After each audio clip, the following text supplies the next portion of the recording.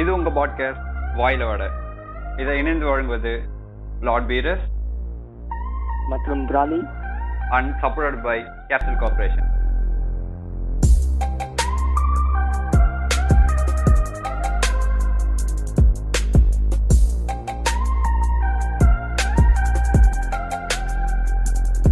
இது உங்க பாட்காஸ்ட் வாயில வட சீசன் 2. நம்ம கூட இணைஞ்சிருக்காரு மிஸ்டர் பிராலி அண்ட் பீரஸ் அண்ட் கெஸ்டா இணைஞ்சிருக்காரு மிஸ்டர் மோட்டோ ஃப்ரீக். வணக்கம் மோட்டோ ஃப்ரீக். வணக்கம் பிராலி, வணக்கம் பீரஸ்ட். அதான் ஸோ இவரு கூட இன்னைக்கு நம்ம என்ன பேச போறோம்னா இவர் ஒரு ரைடரா வளர்ந்து வந்துகிட்டு இருக்காரு. ஸோ அவர் ஒரு ரைடரா இருக்கும் போதும் அவருக்குன்னு ஒரு இன்ஸ்டால பேஜ்லாம் இருக்கு. அது மூலியமா அவர் ரைடுலாம் கண்டக்ட் பண்ணியிருக்காரு. ஸோ எப்படி ஒரு ரைடு கண்டக்ட் பண்றது அப்படின்ற விஷயத்த பத்தி சும்மா இன்னைக்கு பேசுவோம். ரைடு கண்டக்ட் பண்ண பத்தி பேச பார்த்தல, சும்மா ரைடு அதுல வர ரைடர்னு சொல்லி புளுத்திக்கிறானுங்களே, ரைடிங்ல எவ்வளவு விஷயம் இருக்கு, எவ்வளவு கஷ்டங்கள் இருக்கு, அந்த மாதிரி அத பத்தி அப்படியே சும்மா பேசுவோம். மோட்டோ ஃப்ரீக் சொல்லுங்க, ஸ்டார்ட் பண்ணுங்க. ஃபர்ஸ்ட் நீங்க எப்போ உங்க ரைடு ஸ்டார்ட் பண்ணீங்க? நான் சின்ன வயசுல இருந்தே எனக்கும் என் வண்டிக்குன்னா ரொம்ப பிடிக்கும். எங்க அப்பா ஜென்ரலா அவர் ஒரு மெக்கானிக்கு. அவருடைய கதைகள்லாம் சொல்லும் போது அதுல இருந்து எனக்கு ஒரு ஆர்வம் வந்துச்சு, வண்டி ஓட்டணும், லாங் ட்ரிப் போகணுன்றது பத்திலாம். எனக்கு கூட இந்த ரைடிங்கு அப்படின்னா என்னன்றதுலாம் தெரியாது. பட் ஆனா போக போக நிறைய பேரை பார்க்க இப்படிதான் இருக்கணும், ரைடுனா இப்படிதான் இருக்கணும்ன்ற மாதிரிலாம் நிறைய பார்த்தேன். ஆனா ஜென்ரலா எல்லாரும் என்ன நினைப்பாங்கன்னா, ரைடுனா இந்த ஸ்குவிட்டு, இந்த பெரிய நான் தான் பெரிய லாடு, நான் தான் பெரிய இது மாதிரி டிராஃபிக்ல பூந்து ஓட்டுவானுங்க பாருங்க, அவனுங்க தான் பெரிய ரைடரு. அப்படியே டிராஃபிக்ல பூந்து ஓட்டாதான் பெரிய லாடு மாதிரி பண்ணுவானுங்க பாத்தீங்களா, அவனுங்க தான் பெரிய ரைடரு. ஆனா உண்மையா அது பார்த்தா அது பேர் ஸ்குவிட். அதான் இவனுங்க வீடியோ எடுத்து ஆயமர்ரா ரைடர் அப்படின்னு ரீல்ஸ் போட்டுல இருப்பானுங்க. அது போட்டு காண்டி ஏத்துவானுங்க பாருங்க. அதாவது வச்சுனுக்கிறதே டப்பா டகர டப்பா வண்டி, டிவிஎஸ் எக்ஸல் கூட உடம்பு ஆட்டி ஆட்டி போடுவான். டியோ இந்த பிள்ளைங்க அவனுங்களாம் ஆட்டி ஆட்டி போட்டு அந்த மாதிரி போட்டுன்னு காண்டாக்குவானுங்க. நம்ம காசு கொடுத்து கஷ்டப்பட்டு கொடுத்து 300cc 400cc வண்டி வாங்கினா இவனுக்கு அசால்ட்டா ஆட்டி ஆட்டி போட்டு ரைடர்னு போட்டு அப்படியே லைக்ஸ் கமெண்ட்ஸ் எல்லாம் வாங்கின்னு இது பண்ணுவானுங்க. ஒரே நிமிஷம் நாங்க ஒன்னு புவர் ஷேமிங் பண்ணிடுறோம்னு நினைக்க போறாங்க. ஆனா நம்ம இங்க என்ன பாயிண்ட் மென்ஷன் பண்றோம்னா, எந்த வண்டி வச்சிருக்கோன்னு முக்கியம் இல்ல, எவ்வளவு ரெஸ்பான்சிபிளா இருக்கும்ன்றதுதான் ரைடரோட முக்கியமான விஷயம். அவனு ஆக்சுவலி எனக்கே பர்சனலா அவங்களால ரொம்ப டேமேஜ் ஆச்சு. கார்ல போகும்போது சைடு மிரர் தட்டிட்டு போயிட்டானுங்க. அந்த மிரர் நாங்க எங்க போய் மாட்டுறது? அது இல்லாம நிறைய ஆக்சிடென்ட்ஸ் அவங்களால. இந்த டிராபிக்ல போகும்போது அவங்க பூந்து ஓட்டுறதுனாலே நிறைய ஆக்சிடென்ட் ஆகுது. தேவையில்லாம நியூசன்ஸ் கிரியேட் பண்றாங்க பப்ளிக்கும் இதுக்கும். எந்த வண்டி வச்சிருக்கோன்றது மேட்டர் இல்ல, எப்படி நம்ம ஓட்டுறோம், எவ்வளவு ப்ராப்பரா ஓட்டுறோம் அதுன்றதுதான் மேட்ரு. நீ இப்படி எல்லாம் ஆசைப்பட்டு ஓட்டணும்னா இப்ப ரேஸ் ட்ராக்ல ஓட்டு, இல்லைன்னா ஏதாவது ஓப்பன் ரோட்ல போய் ஓட்டு. வேணும்னே இப்ப டிராபிக்ல எல்லாரும் பாக்கணுன்றதுக்காக சைலன்சரை மாத்திக்கின்னு இப்படி பூந்து ஓட்டிக்கின்னு எதுக்கு தேவையில்லாம இந்த மாதிரி எல்லாம் பண்ணிடு. ப்ரோ ஸ்கூல் அந்த ப்ரோ, உமன் ஸ்கூல் அந்த ப்ரோ, லேடி ஸ்கூல் ப்ரோ, அங்கதானே ப்ரோ மோஸ்டா இந்த மாதிரி இன்சிடென்ட் நடக்கும். இதுல இன்னும் இன்னொரு காண்டுதான், அவனுங்க தான் கமிட் ஆகுறானுங்க. நம்மள சிங்கிளாவே சுத்திட்டு இருக்கிறோம் இன்னும். ஆமா ப்ரோ, ப்ராப்பரா பொண்ணா யாருக்கும் பிடிக்க மாட்டேங்குது, ரொம்ப ஹார்ஷா பொண்ணதான் எல்லாருக்கும் பிடிக்குது. ரைடிங்க சொல்ற ப்ரோ. சரிங்க ப்ரோ. அந்த மாதிரி ஆரம்பிச்சு அதுக்கப்புறம் பொறுமையா எல்லாத்தையும் கத்துக்கணும். ஸோ ஃபர்ஸ்ட் ஒரு ரைடிங்ன்றது என்னன்னா, எல்லாமே ப்ரொடெக்டிவா சேஃப்டி எக்யூப்மெண்ட்ஸோட ஒரு ரெஸ்பான்சிபிளா ஓட்டுறதா ஒரு ரைடிங். ரைடிங் நிறைய இருக்கு. ஒன்னு பர்சனல் ரைடிங், எல்லாம் ஒரு அட்வென்ச்சர், ஒரு பீஸ்க்காக ஓட்டுறது. இன்னொன்னு பாத்தீங்கன்னா ஒரு விழிப்புணர்வு பத்தி, அது இன்னொரு இது. இப்பெல்லாம் பாருங்க, சைக்கிள்லயும் பண்றாங்க, நடந்து போறாங்க, விதவிதமா பண்றாங்க. அதே மாதிரி நாங்க ரைட்ல ஒரு காஸ் கிரியேட் பண்றோம், இல்ல ஒரு பீஸ் கிரியேட் பண்றோம், அவ்வளவுதான். இப்ப பேர் என்ன நடந்து போறதுக்கு பதிலா நீங்க பைக்ல நீங்க அவேர்னஸ் பண்ணுவீங்க. இதுவும் ஒரு அடிக்ட் மாதிரி தான் ப்ரோ. இப்ப எல்லாருக்கும் எப்படி சில பேருக்கு ஸ்ட்ரெஸ் ரிலீவ் பண்ண ஆல்கஹால் அந்த மாதிரி போறது, இது எங்களுக்கு இந்த மாதிரி பைக் ஓட்டும்போது ஸ்ட்ரெஸ் ரிலீஃப் மாதிரி இருக்கும், அவ்வளவுதான். Okay okay. ஸோ அதான் இப்போ நீங்க கண்டக்ட் பண்ண ரைடு அதை பத்தியாவதே சொல்லுங்க. அது ஒரு பெரிய கதை. தனியாவே இவ்வளவு ரொம்ப வருஷமா தனியாவே லாங் ட்ரிப் போய் சரி ஒரு குரூப் ரைட் தான் ஆர்கனைஸ் பண்ண எப்படி இருக்கும், ஒரு வித்தியாசமான எக்ஸ்பீரியன்ஸ் இருக்குமே, அது இல்லாம நிறைய பேர் பார்க்கலாம், நிறைய லைக் மைண்டட் பீப்புள், இந்த பைக்கோட லைக் மைண்டட் ரைடிங் பேஷன் இருக்கிறவங்க எல்லாருமே யுனைட் பண்ணலாம்னு சொல்லிட்டு ஆரம்பிச்சதுதான் ப்ரோ இந்த இது. நல்ல ரெஸ்பான்ஸ் வந்துச்சு பேஜ்ல. கிட்டத்தட்ட எனக்கு தெரிஞ்ச ஒரு 30 to 40 மெம்பர்ஸ் மேல வந்தாங்க அந்த ரைடுக்கு. பட் என்ன ஆயிடுச்சுன்னா, எல்லாருமே ரைடர் ஆகணும்னு சொல்லிட்டு ஸ்குவிட்ஸ் பசங்களும் ஜாயின் ஆயிட்டாங்க. அதுதான் நான் ஃபர்ஸ்ட் டைம் ஆர்கனைஸ் பண்றது. அது கொஞ்சம் நல்லா கொஞ்சம் டீட்டெயில்டா இன்ஃபர்மேஷன்ஸ் கேதர் பண்ணிட்டு பண்ணிருக்கணும். பட் நான் என்ன நினைச்சேன், எல்லாருமே ஒரு ரைடர் ஒரு ரெஸ்பான்சிபிளா ஓட்டுவாங்கன்னு நினைச்சு ரொம்ப ஆர்வத்தோட ரொம்ப சீக்கிரமா நத்திட்டேன். அதான் ரொம்ப ஆராய்ச்சி பண்ணாம யார் யார் எப்படி எந்த மாதிரி பசங்க வருவாங்க அதெல்லாம் தெரியாம ஆரம்பிச்சது தான் அது. ஓகே. எங்க ப்ரோ ஸ்டார்ட் பண்ணீங்க ரைடு? அது பாத்தீங்கன்னா ரைடு ஆர்கனைஸ் பண்ணி நாங்க சண்டே மார்னிங் எல்லாம் வெயிட் பண்ணிக்கிறோம். காலைல 6 மணிக்கெல்லாம் வெயிட் பண்ணிருக்கோம். மொத்த பேரும் லைனா வராங்க. அதுல பாத்தீங்கன்னா முக்காவாசி பாத்தீங்கன்னா 9வது படிக்கிறவன், 10வது படிக்கிறவன், 11வது படிக்கிறவன், இந்த 3 கேட்டகரி தான் வரானுங்க. அண்டர் ஏஜ் எல்லாம். லைசன்ஸ் இல்லாம ப்ராப்பர் இது கூட இல்லாம ரைடிங்கு ஹெல்மெட்டு ஜாக்கெட்ஸ் கூட இல்லாம ஒரு ஷூ கூட வேர் பண்ணாம அப்படியே வந்துட்டானுங்க. வெறும் ஸ்லிப்பரு பாத்ரூம் போட போறீங்க ஸ்லிப்பர் எல்லாம் மாட்டணும் வந்துட்டானுங்க.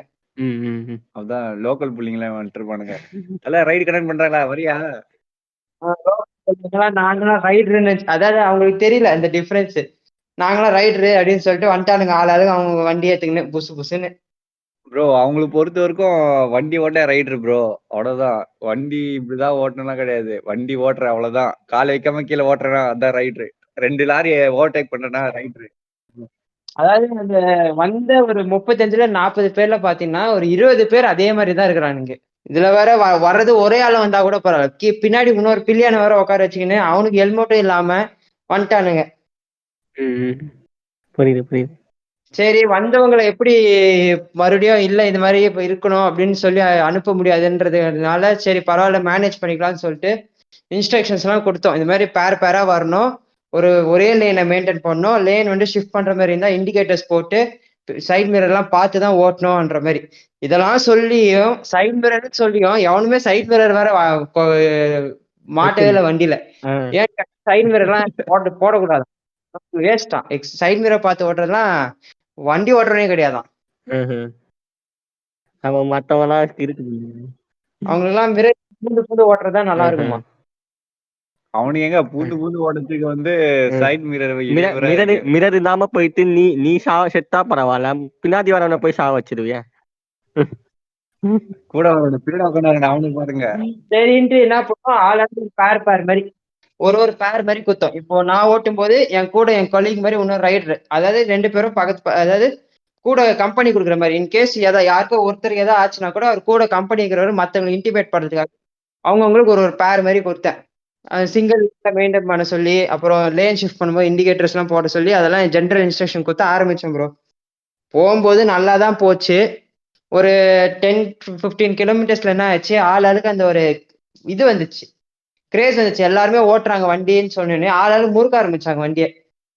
ஜென்ரலா ஒரு 80 to 100 கூட க்ரூஸ் பண்ணியிருந்தப்போ அதுவே அவங்களுக்கு வந்து ஒரு மாதிரி ஒரு எந்து கிரியேட் ஆயிடுச்சு. அதாவது நம்ம முறுக்கணும்டா, முன்னாடி போனோம், நம்ம ஃபர்ஸ்ட் போய் லீட் கொடுக்கணும், எங்க போறதுன்னு தெரியாது, ஃபர்ஸ்ட் போனோம் வண்டி எல்லாரும். இருங்க இந்த காலேஜ்ல கிளப் ஆக்டிவிட்டி எல்லாம் இருந்துச்சுன்னா வண்டி எத்தனை முறுக்க சொல்லும், பசங்க எல்லாம் கூட சேர்ந்து கத்த சொல்லும், இன்னும் கொஞ்சம் அடியே உள்ள இருந்து ஒரு எனர்ஜி வரும். பசங்களா கத்துறாங்க, நம்ம இன்னும் கொஞ்சம் முறுக்கணும் அப்படின்ற மாதிரி பார்த்து அவன் முறுக்கி இருப்பானுங்க. முருகனோடனே சரி என்ன பண்ணா கண்ட்ரோல் மீறி போறாங்க, மறுபடியும் நிக்க வச்சுட்டு எல்லாருக்கும் இன்ஸ்ட்ரக்ஷன் கொடுத்து மறுபடியும் இன்ஸ்ட்ரக்ஷன் சொன்னேன். இந்த மாதிரி பண்ணக்கூடாது சார், நம்ம வந்து ரைடிங் போயினுக்கிறோம், நம்ம வந்து ரேசிங் பண்ணல, இது வந்து ஜஸ்ட் ஒரு பேஷனுக்காக எல்லாரும் யுனைட் பண்றதுக்காக ஒரு ஜென்ரலா ஒரு இது ஜாலியான ஒரு ரைட் மாதிரி தான் போறோம், ரேஸ் பண்ணாதீங்க அப்படின்னு சொல்லிட்டு போய் டெஸ்டினேஷனை ரீச் ஆயிட்டோம் ப்ரோ. அப்பவே ரொம்ப சந்தோஷம், அப்பா எப்படியோ ஒரு அளவுக்கு நல்லபடியா எல்லாரையும் கூட்டிட்டு வந்தாச்சு ப்ராப்ளம் இல்லாம. ஏன்னா நான் தானே இப்போ கண்டக்ட் பண்றேன், நான் தானே எல்லாருக்குமே ரெஸ்பான்சிபிளா இருக்கணும். இப்போ யாருக்கோ ஒருத்தருக்கு எதுவும் ஆச்சுனாலும் என்னதான் கேள்வி கேட்பாங்க தவிர அவங்க என்னதான் அவங்க மேல தப்பு இருந்தாலும் கண்டக்ட் பண்றது நான் தான் அதை வந்து அது ரெஸ்பான்சிபிள் எடுத்துக்கணும். இத்தனைக்கும் எனக்கு தெரிஞ்ச அபிஷியல்ஸ் கிட்ட எல்லாம் இந்த மாதிரி நான் ரைட் கண்டக்ட் பண்றேன்னு சொல்லி ஒரு இன்டிமேட் கொடுத்துட்டு தான் இதெல்லாம் ஆரம்பிச்சது. ஏன்னா எடுத்தோடனே ஒரு 40-50 பேர் வந்து ஒரு இடத்துல சேரும் போது அதுவே வந்து ஒரு பப்ளிக் நியூசன்ஸ் மாதிரி தான். ஆக்சுவலி ரூல் படி ஒரு அஃபிஷியலா ஒரு ரைடு ஏதோ ஒன்று கண்டக்ட் பண்றதா இருந்தா லோக்கல் அஃபிஷியல்ஸ் யார்ட்டியா வந்து சொல்லணும், இந்த மாதிரி பண்றோம் நம்மன்றத சொல்லிட்டு தான் அதுக்கப்புறம் அதை கண்டக்டே பண்ணணும். ஸோ அதெல்லாம் கொடுத்துட்டோம். அதான் எனக்கு தெரிஞ்ச ஒரு அஃபிஷியல்ஸ் மூலமா அவர் இன்ஃபார்ம் பண்ணி அவர் நோ ப்ராப்ளம்ப்பா நீங்க பண்ணுப்பான்னு சொல்லிட்டு அதுக்கப்புறம் போய் டெஸ்டினேஷன்லாம் ரீச் ஆயிட்டு அங்கே கொஞ்ச நாள் போட்டோஸ்லாம் எடுத்துக்கிட்டு கொஞ்சம் எல்லாம் பேசிட்டு ஒன்னா பேசிட்டு அதுக்கப்புறம் கொஞ்சம் வண்டி பற்றி பண்ணியிருந்தோம். ஆளுக்கு என்னென்ன இஷ்யூஸ் எந்த மாதிரி இருக்கு, ஏதாவது நியூ லேட்டஸ்ட் இன்ஃபர்மேஷன்ஸ் எல்லாம் வந்து அதை பத்திலாம் டிஸ்கஸ் பண்ணிட்டு கிளம்பும்போது எல்லாம் கிளம்பணும் ப்ரோ ஒண்ணா. சரி வந்துட்டு போகும்போது நிம்மதியா அழகா போயிடலாம்னு சொல்லிட்டு போயிருந்தோம். அதே சேம் தான் 80 to 100லயே க்ரூஸ் பண்ணிட்டு போயிருந்தேன். எனக்கு முன்னாடி ஒரு R3 அவர் வந்து லீட் கொடுத்திருந்தாரு எல்லாருக்கும். நான் பின்னாடி லீடு வந்திருந்தேன். எனக்கு பின்னாடி இன்னொரு NS200 வந்தாங்க. மிச்சம் எல்லா பசங்களும் அப்படியே ஒரு சிங்கிள் லைன் ஃப்ரேமா ஒரே லைன்ல மெயின்டைன் பண்ணிடும் சென்டர் லைன்ல. திடீர்னு என்ன ஆச்சு என்னன்னே தெரியல. நாங்கெல்லாம் லீடு கொடுத்துன்னு போயின்னு இருக்கும் போது ஆளாளுக்கு எங்களை ஓட்டை கடிக்க ஆரம்பிச்சானுங்க. சரி அதான் முடிஞ்சிச்சு போறோம், எதுக்கு இவனுங்க மறுபடியும் இவனுங்க ஃபாலோ பண்ணினேன், நம்ம போயிடலாம்னு சொல்லிட்டு ஆரம்பிச்சுக்கிறாங்க. அப்படியே ஒரு ரேஸ் ஆயிடுச்சு. ஒரு RS200க்கு ஒரு R15 V3க்கு ஒரு ரெண்டு RS200 ஒரு 3 R15 V3 அவனுங்க ஆளாளுக்கு ரேஸ் ஓட்ட ஆரம்பிச்சிட்டானுங்க. நீயா நானா போட்டு ஆரம்பிச்சிட்டானுங்க.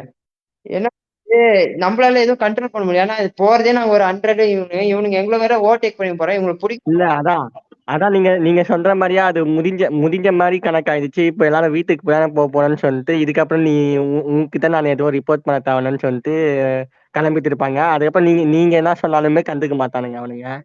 இதேதான். அப்புறம் பிரிட்ஜ் ஏறி இறங்கி நான் வந்து ஆக்சுவலி மிடில் லைன்ல போயின்னு இருந்தேன். என் பின்னாடி ஒரு பில்லியன் உட்கார வச்சுக்கின்னு அவர் R3 அவங்க NS வந்து கொஞ்சம் ஃப்ரண்ட்ல போயின்னு இருந்தாங்க. நான் மிடில் லைன்ல போகும்போது இது ஒரு பெண்டு மாதிரி ஒரு பிரிட்ஜ்ல இருந்து இறங்கி ஒரு டேர்னிங் மாதிரி கர்வ் மாதிரி வருது.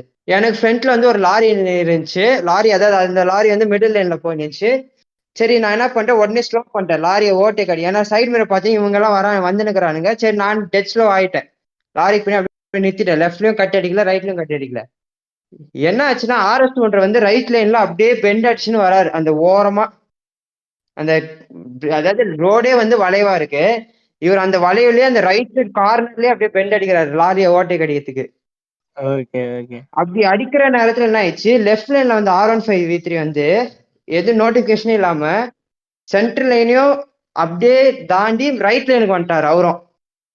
லெஃப்ட்ல பெண்ட் அடிக்கும்போது லாரியில இன்கேஸ் தட்டிடலாம்ல, ஏன்னா ரோடே வளைவுல இருக்கு.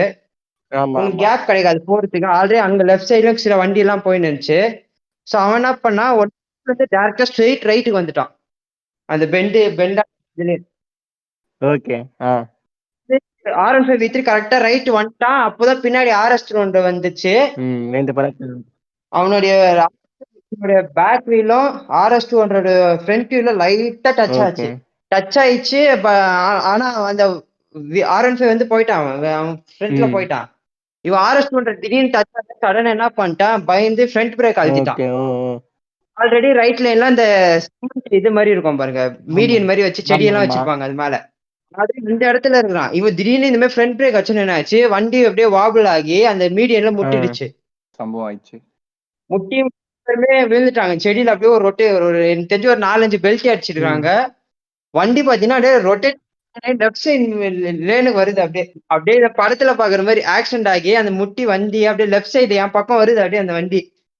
நான் உடனே லெஃப்ட்ல வந்து அப்படியே கட் அடிச்சு நான் முன்னாடி போயிட்டோன்னே கரெக்டா லெஃப்ட்ல அந்த மணல் ரோடு அந்த போய் வண்டி விழுந்துச்சு. உடனே எல்லாரையும் நிறுத்திட்டு வந்த ஒரு சில பேர் வந்து டிராபிக் ஆக ஆரம்பிக்குதுன்னு சொல்லிட்டு என்ன பண்ணோம், போலீஸ்க்கெல்லாம் கான்டாக்ட் பண்ணிட்டு இருந்த மெம்பர்ஸ் வச்சு டிராபிக் எல்லாம் கிளியர் பண்ணிட்டு கரெக்டா அவனை போறோம். பில்லியன் ரைடருக்கு ஒன்னும் ஆகல. வண்டி ஓட்டின்னு வந்ததுதான் வந்து என்ன ஆயிடுச்சுன்னா ரைட் லெக் வந்து ஒரு மல்டிபிள் இன்ஜுரி ஆயிடுச்சு. சரி அப்புறம் போலீஸ் தான் வந்தாங்க. அதுக்கப்புறம்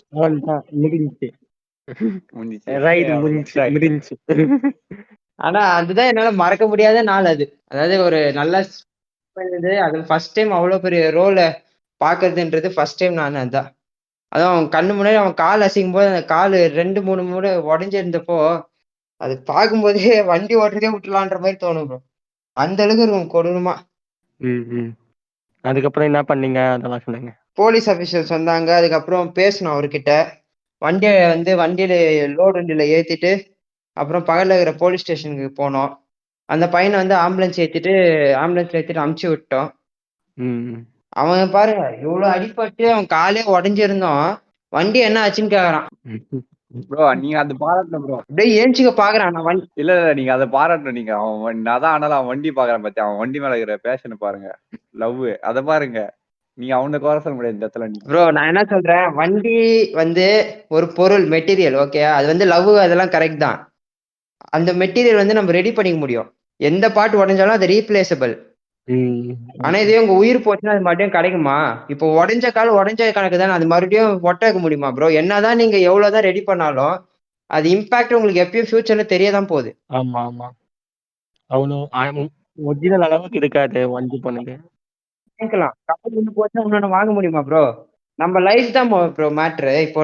இப்போ இவன் ஒழுங்கா ஓட்டணும், இவன் கூட வந்தவனுக்கும் அந்த அடிப்படுது பாத்தீங்களா? இப்போ நான் வந்து அவனுக்கு ரெஸ்பான்சிபிள், கூட இருக்கிறவனுக்கும் அது நான் ரெஸ்பான்சிபிள் இருக்கணும். வண்டி மேல லவ் இருந்தா கேர்ஃபுல்லா ஓட்டணும்.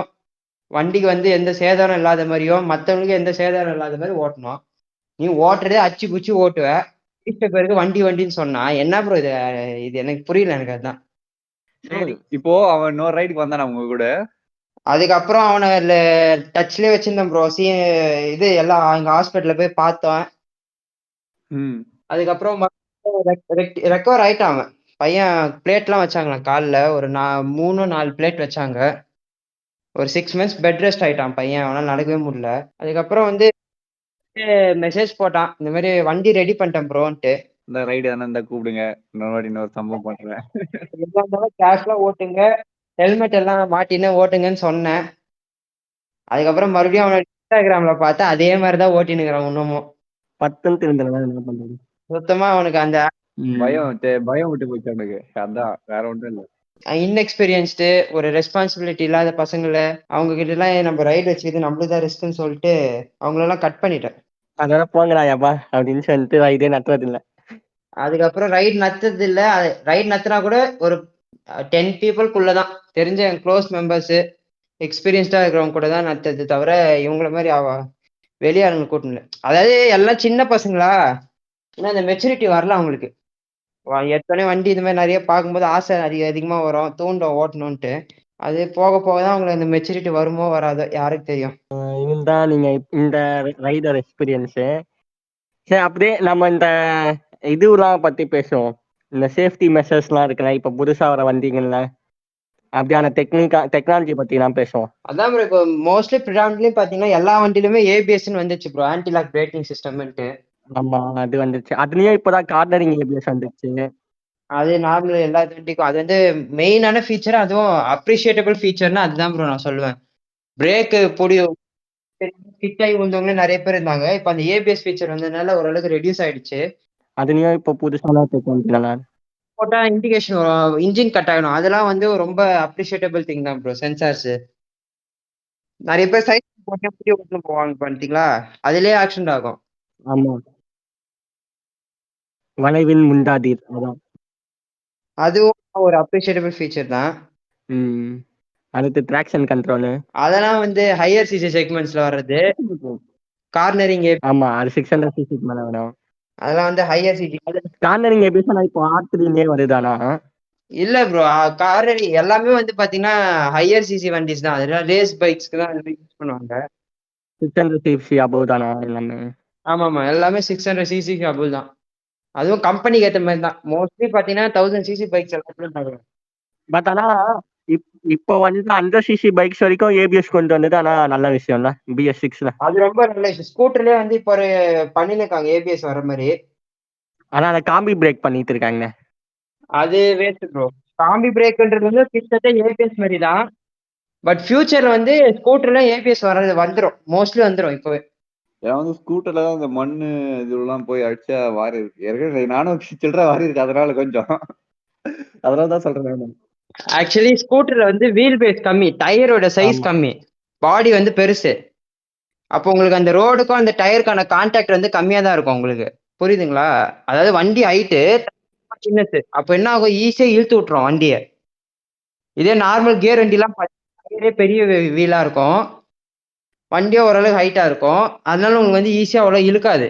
அதனாலதான் ஸ்கூட்டர்லாம் வந்து ரொம்ப கேர்ஃபுல் ஓட்டணும். அதுவும் வந்து முக்கியமா அப்ரிலான்னு ஒரு வண்டி வந்துச்சு ஸ்கூட்டர்ல. அதாவது ஸ்கூட்டர்ல ஒரு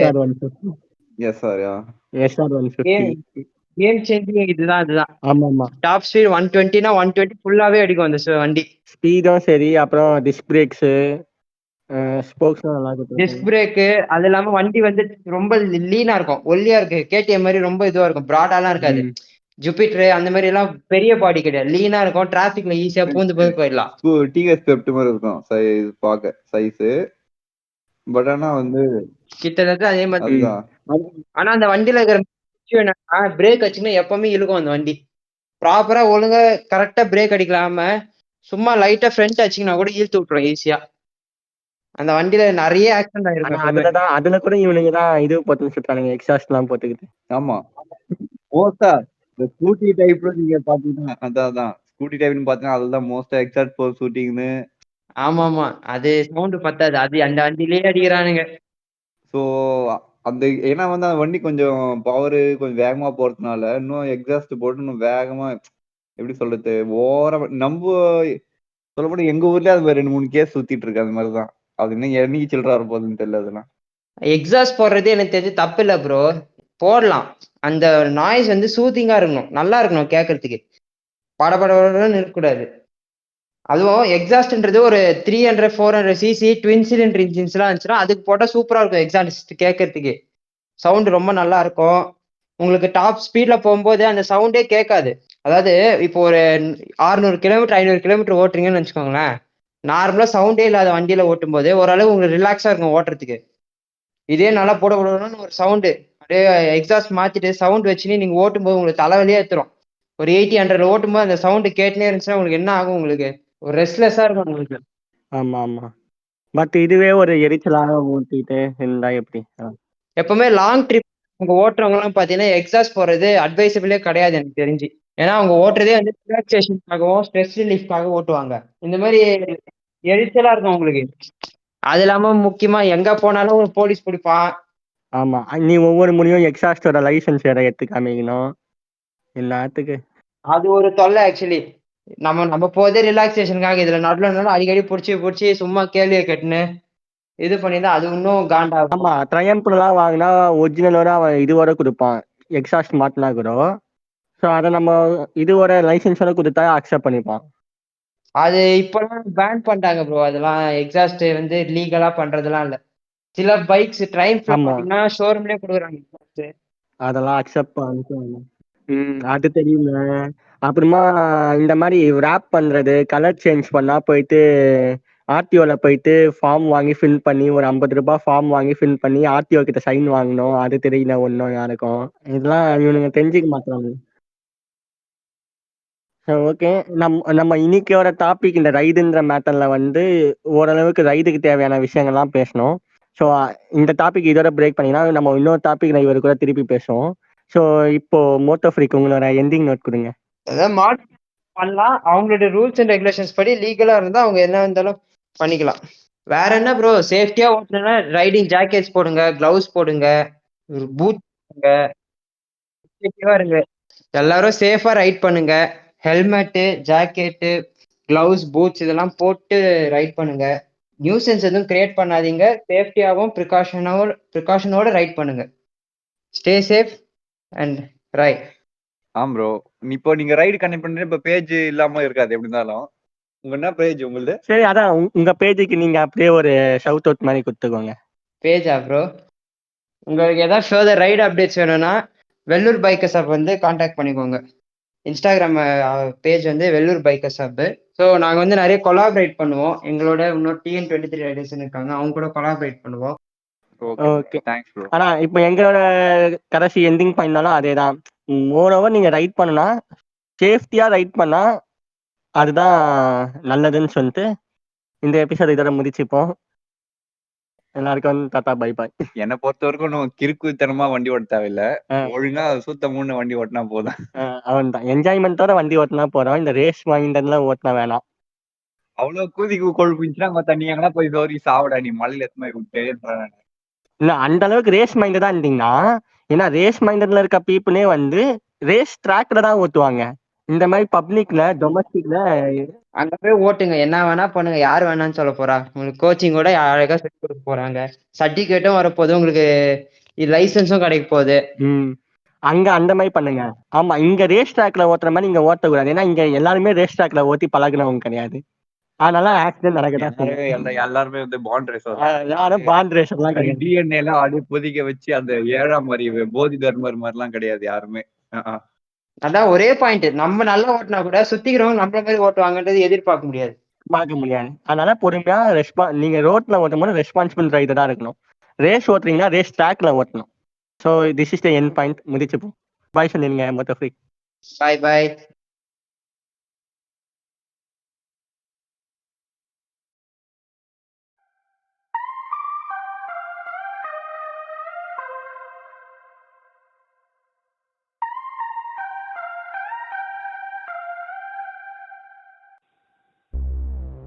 இது உங்க பாட்காஸ்ட் வாயில வட. இதை இணைந்து வழங்குவது லார்ட் பீரஸ் மற்றும் பிராலி and supported by Capital Corporation.